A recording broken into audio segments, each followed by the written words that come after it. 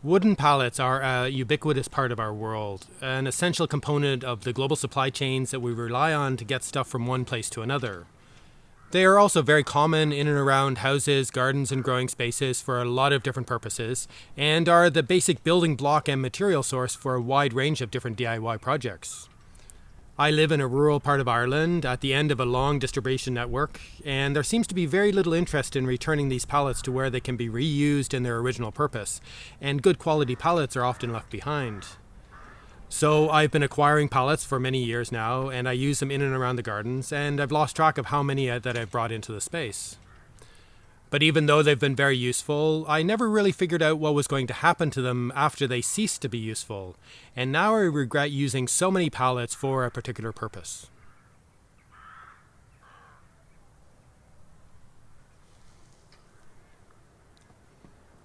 Like so many other gardeners and growers, the main thing that I've used pallets for is to build compost bins, as it's very quick to make a structure to hold all the composting material by tying, screwing, or fixing 4 pallets together. Depending on the type of pallet, they can be quite good at containing the loose material, but are also open enough to let in air, an essential component of the decomposition process. The volume contained by 4 standard-sized pallets is fairly close to what many people would consider to be large enough to enable the compost to heat up effectively, but small enough to allow air in so that the aerobic decomposition process can continue. And it's also possible to place an additional pallet at the base so that the air can flow underneath the compost, reducing the chance that sections of the compost deep in the pile run out of oxygen and become anaerobic.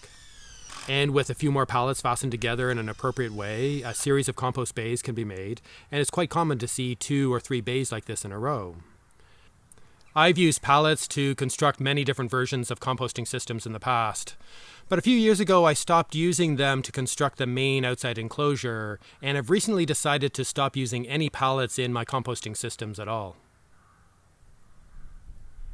The main reason for deciding not to use pallets anymore in my composting systems is that they get really wet and start to rot, and within a few years they start to fall apart and become a problem. Compost is usually moist, full of nitrogen and other nutrients, and is often quite warm even at the edges, as well as teeming with a huge diversity of biology. This can be a perfect ecosystem for degrading wood, especially when lots of fungi can flourish in the slightly warm but not too hot edges of the active compost pile, right next to the wood of the pallet. So the wood can degrade quite quickly, depending on the type of wood that the pallet is made of, and if it's been treated at some point in the past. But the decomposition or rotting of the wood is never evenly spread out, with some sections decaying and falling apart, and other parts of the pallet still being quite good shape. So I end up with pallets that are no longer structurally sound enough to use to contain the compost pile, but too broken and dirty to be used for anything else, but not decayed enough to fully fall apart.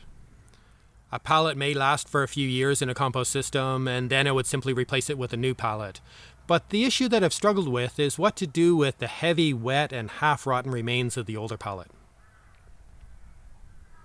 I have also found that using pallets in this way provides numerous places for rats to get into the compost material.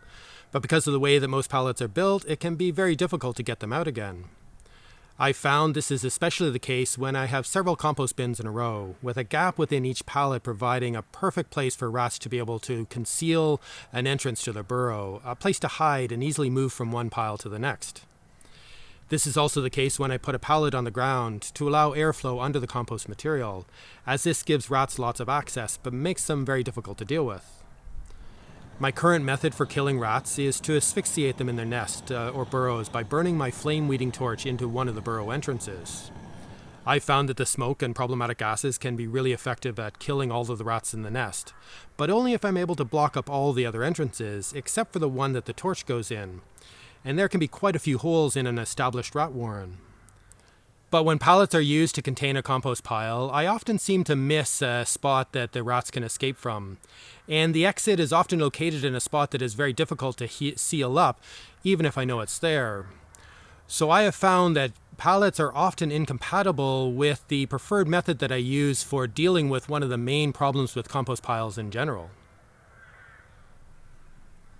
So, a number of years ago, I moved away from using pallets to form the outside of the compost bins, and replaced them with panels of chicken wire fixed to a frame that I made out of treated wood. I've tried a number of different versions of these panels, but all of them are better than the pallets, in that they are a lot lighter and easier to move around, let in more air, but contain the compost material better and will last a lot longer. They also significantly reduce the possible entrances into the compost by rats, or at least this forces the rats to make burrows in places that are much easier to gain access to with my flame weeder. I have still used pallets as dividers between each of the batches of compost in the row, which provides some structural stability and separation and a useful base to screw the outside panels to. But I also used them simply because the pallets were there and convenient, and it meant that I didn't need to make something else to replace them. But they still get wet and decay and become a hassle just like the other ones. So from now on, I'm not going to use any pallets at all, and I hope that I'm never tempted to use pallets again in my composting systems. On top of the fact that they only last a few years, the main issue is disposal. What do I do with half-rotten, soaking wet pallets that are falling apart? They can be useful for a while for holding down tarps and to prevent things from blowing away, but not much else. I've used pallets in this way for more than 10 years, so I've ended up with a lot of broken, rotting wood with lots of nails sticking out, and I have a significant backlog of old broken pieces of pallets to deal with. I have made a few hugelkultur mounds with them, which makes a certain amount of sense as they are already starting to rot and have probably soaked up a lot of fertility, and I figure that the nails will just rust away eventually. But they need to be broken apart to be able to consolidate the material into a usable pile that can be covered with soil. And I've been using some of the wood in a bonfire, and I plan to try making biochar out of some of it. But I first need to find a place to stack it away so that it can dry for a while. So, I am currently trying to deal with the unanticipated mess from easy solutions that I used in previous years, and that is not really a task that I want to be adding to an already busy season.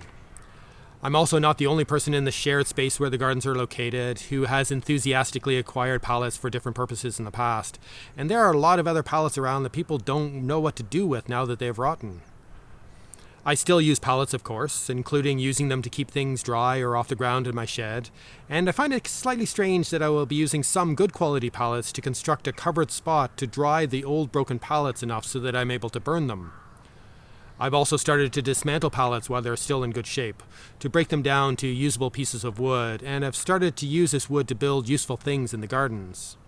I've also started to make a few chairs, adapting a design so that I can make a comfortable chair out of a single pallet, for use in the gardens and for the outside gatherings that have become much more common in this past year. I think this is an excellent example of one of the problems with the tendency that we have of sharing in this social media connected world, especially with so many new people starting their own gardens. We see lots of examples of people using pallets for composting systems, but in all of the photos and posts, the pallets are almost always new and in good shape. We rarely see what happens later when things are falling apart, as there is a natural tendency to not want to share this stuff. But if we're serious about this process of continual improvement and learning from others, of doing things that work season after season, then at the very least we should be aware of the downsides of what we do and promote. There are lots of things that we can use to help us grow more of our own food, but we should have a sense of how long they can be expected to last, and to have a good idea about what we will do about it when they no longer work.